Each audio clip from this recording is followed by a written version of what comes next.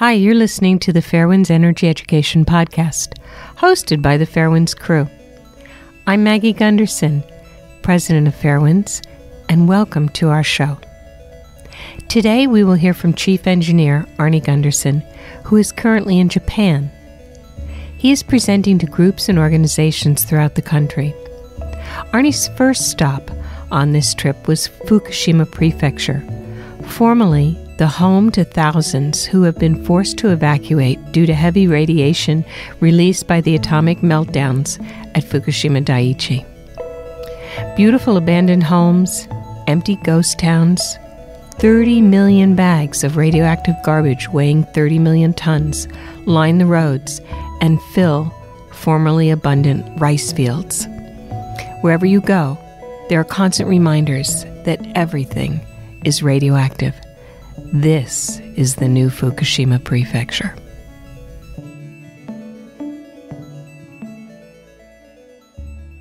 So today's my first day here in Fukushima, and we got off the bullet train in Fukushima City and drove out to some of the towns that surround the power plant. And I'll tell you, the devastation's just awful. You go by beautiful homes, and they're abandoned. You know, there's snow in the mountains, and the driveways aren't plowed, and the places are beginning to get run down. And in their front yard, you'll see dozens of bags, and each bag weighs a ton filled with dirt. There's 30 million bags weighing 30 million tons of radioactive dirt and radioactive tree leaves and everything. Is that all over the country, or is that just in Fukushima Prefecture or Fukushima City? Oh, it's all over Fukushima Prefecture. That's the only area we saw today. But it's everywhere. I was just driving down the street, and in somebody's front yard, they had a pile of 20 of these giant plastic bags full of radioactive material. And then, of course, all the rice paddies are loaded with plastic bags full of radioactive material, so they're not going to be, growing rice there for a long time. Then we found a parking lot at a supermarket that had a large radioactive source right in the middle of the parking lot that people were walking over and driving over. It was loaded with a black radioactive dust. So just wherever you go, it's everywhere. And every house we saw was abandoned. Then you get into a small town that is open during the day for the construction people. And then they close down when the construction people leave. What do you mean for the construction people? People cleaning it? Yes. Nuclear here in Fukushima Prefecture is creating thousands of jobs because there's all these people cleaning up the radioactivity, both in the farmers' fields as well as at the power plant. We didn't get to the power plant yet. But wherever you go, there's constant reminders that everything's radioactive. Big orange signs on the side of the road saying, this area is not under construction, but this area is being decontaminated and this isn't complete yet. So, and then we go to areas that were complete, and they're radioactive as all heck. So as soon as they clean it, it rains and it becomes contaminated again. Why is that? Why does the rain bring it in again? Is that, let me ask it two ways.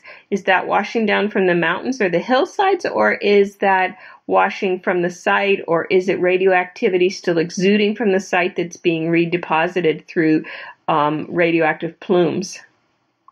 Well, they're only cleaning 20 feet on every side of the road, so all the dust and debris that's up in the forests is being blown by the wind or washed by the rain right into people's front yards again.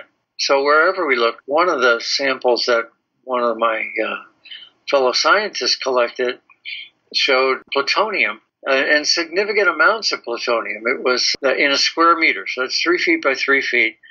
He was getting 19 disintegrations per second of plutonium. And, that stuff hangs around for 250,000 years. So it's... And so, can I interrupt you a minute, Arnie? That plutonium was part of the core that came out then in the explosion, correct? Yeah. The only source it could ever have come from was inside that nuclear reactor.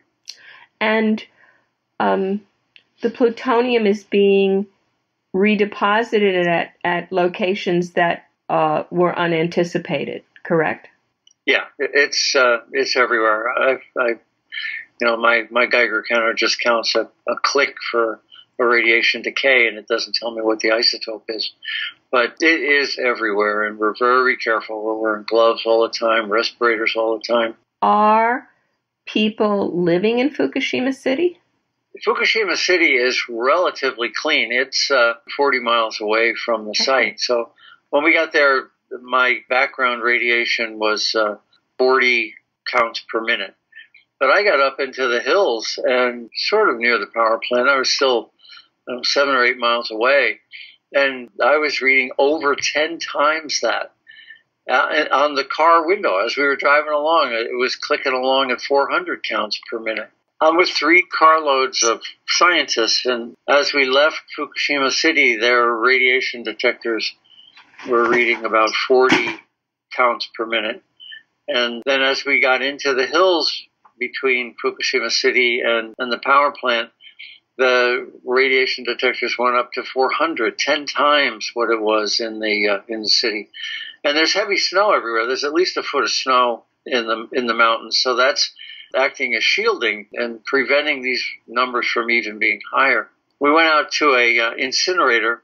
It's under construction, and they plan to burn 10 tons a day of material. Well, there's 30 million tons of material up here. So that means they'll have it all done in 3 million days. That's a long, long, long, long time. 1,000 years. 1,000 years? Yeah, this incinerator's not working yet, but their throughput is estimated to be 10 tons a day.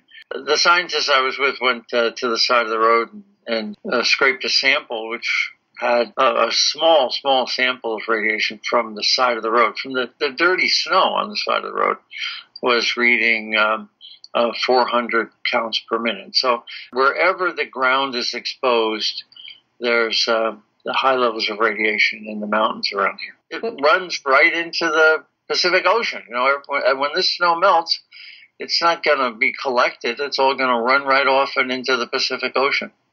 You talked about the plutonium. Where was that found? Was that in a place near where people are living or out in the woods? Or you said something about in a parking lot. Is that a supermarket where people shop? The plutonium was found in a farmer's field about 10 miles from the power plant. But it was found because that's where they looked. If it's in that farmer's field, it's everywhere. So wherever there's radiation, the cesium, there's going to be plutonium, and that's truly frightening. Well, that's what you and Dr. Kaltofen have spoken about since the very beginning. Am I correct? Yeah, it's pretty clear that significant amount of plutonium is scattered throughout the hillsides. And, cesium's got a 30-year half-life, so in 300 years it's gone. But plutonium's got a 25,000-year half-life, so it's 250,000 years before it's gone. And some of the cesium levels are so high. We had a cesium level. The scientists told me they had a cesium level that was 25 million becquerels per kilogram. Big number. So what that means is that in 300 years, it's 1,000th of that. Well, 25 million, 1,000, it's still 25,000 counts per minute for pound of 2 pounds of material. So these are big numbers. Could you elaborate for our listeners a little more? I know we have a lot of new members and followers of Fairewinds, so I would like them to understand what you mean when you talk about half-lives. Yeah, if you had 100 molecules of something, let's say cesium-137, in 30 years, it has a 30-year half-life, so half of it would be gone. So you'd be down to 50 particles.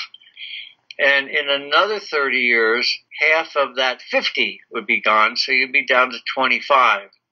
So in 60 years, the 100 would have gone to 25. Then that 25 will be cut in half to 12 and a half, and then that 12 and a half will be cut to 6 1/4. So every 30 years, what's left gets cut in half. Does that mean it's not going to impact people anymore, that the dosage is lower? Can you explain that a little more? Well, what it means is that it doesn't go away until scientists say 10 half-lives. So you're still exposed to cesium here in the hills around Fukushima for 300 years. That would be cesium and strontium and plutonium. All those radioactive isotopes are there. Yeah, it's easier to detect cesium and plutonium than it is to detect strontium because the decay particles from strontium are really hard to detect. But yeah, all of those particles are up there in the hills, and there's no way that any number of human beings could go up into an entire mountainside. Some of these mountains are 8,000 feet high. So to go up into them and clean a mountain range is just beyond the capability of human beings. So what happens is every time it snows or every time it rains, it washes down into these villages and it washes down into the Pacific. And we're not even talking about the bioaccumulation, what's moved down in the soil and what the trees and plants are sucking up from the soil and redepositing. In these hills around Fukushima, there's monkeys. And we saw one today, as a matter of fact, running across the road. And one of the scientists watched a monkey poop and then collected the poop. And the monkey poop had 50,000 becquerels per kilogram of cesium in it. So, these animals that are living up there in the forests are becoming more and more and more highly radioactive. And they're transferring that wherever they go. Yes.